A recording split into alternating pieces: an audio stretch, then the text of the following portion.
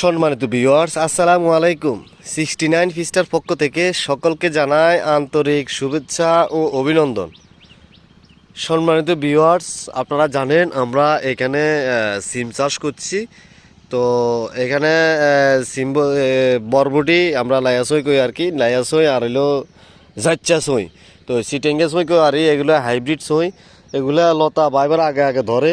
তো আলহামদুলিল্লাহ আমাদের এই যে লায়াসই, আমরা যেগুলো লায়াসই কই, লায়াসই গাছে হুলে আছে আলহামদুলিল্লাহ। এই যে আমি আপনাদেরকে দেখাইতেছি। তো এগুলা এই যে লায়া গাছে হুলে আছে। তো এই লায়াসই গাছে হুল প্রত্যেক কানা কানা কিন্তু ফুল আসতেছে, এই যে প্রত্যেক কানা কানায় ফুল আসতেছে আলহামদুলিল্লাহ। তো যাচ্ছেসই গাছে এখনো হুল দেখা যাচ্ছে না, কিন্তু এগুলো একবারে ক্লিয়ার এখনো হয় নাই। তো আরও 2-3 দিন লাগবে ক্লিয়ার হইতে। এই যে এগুলো তো ফুলে আইতেছে আলহামদুলিল্লাহ। এই যে এগুলো ফুল আমরা আগাম লাগাইছি। আর আপনারা জানেন যে নোয়াখালীতে যে বন্যা হয়েছে, বন্যার কারণে অনেক মানুষ ক্ষতিগ্রস্ত।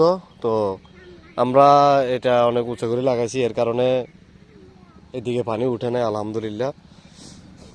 আর আপনারা দেখতে পাচ্ছেন এই যে এই মুয়াগুলো আছে না, এই যে মুয়াগুলো, এই যেগুলো ঠেঙ্গা গায়ে রাখছি এগুলো হইলো ককিয়া গাছের জন্য আমরা মুয়া করছি। আর এগুলো হলো ইরি মরিচ, যেগুলো হাইব্রিড মরিচ কয়। এগুলা মরিচ এগুলো এখানে আমরা প্রায় 3 হাত দূরে দূরে আমরা একটা গাছ দিছি, হাইব্রিড মরিচ গাছ। কারণ এগুলা অনেক বড় হয়, অনেক চড়া হয়। তো এগুলার জন্য আমরা এক পাশে মানে হাইব্রিড মরিচের চারা করছি। আর 10 মুয়া পর পর এক মুয়া ককিয়ার চারা রোপণ করব আমরা।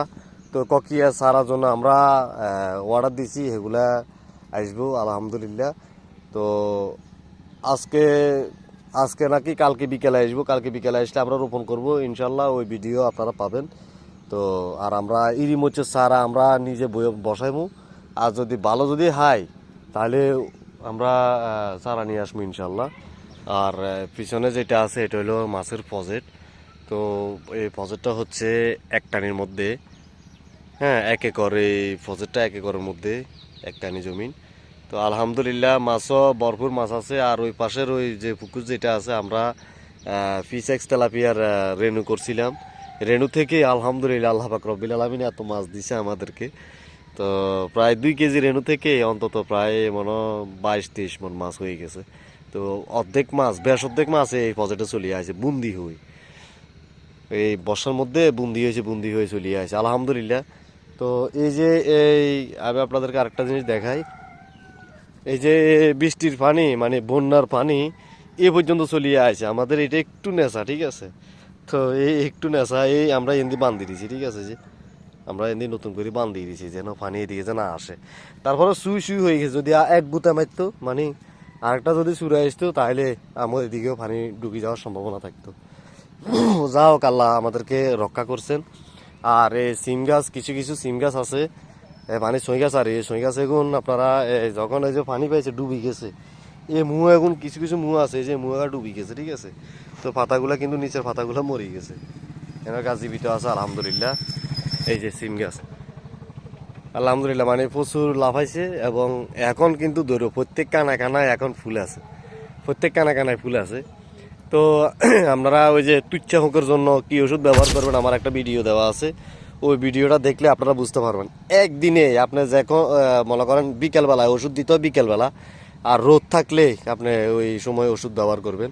তো ওই সময় যখন আপনি ওই ওষুধগুলো ব্যবহার করবেন আজকে বিকেলবেলা দিলে কালকে আর এই পোকাগুলো থাকে না, ঠিক আছে।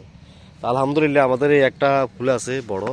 আর একটা জিনিস আপনাদেরকে বলি, এই যে এই ফুলটা আছে না, এই ফুলটার উপরে একটা হিম্বা আছে, দেখেন একটা লোহ হিম্বা আছে। আমরা লোহ হিম্বা কই আর কালো বড় পিঁপড়ে, এগুলা মারার দরকার নাই, ঠিক আছে।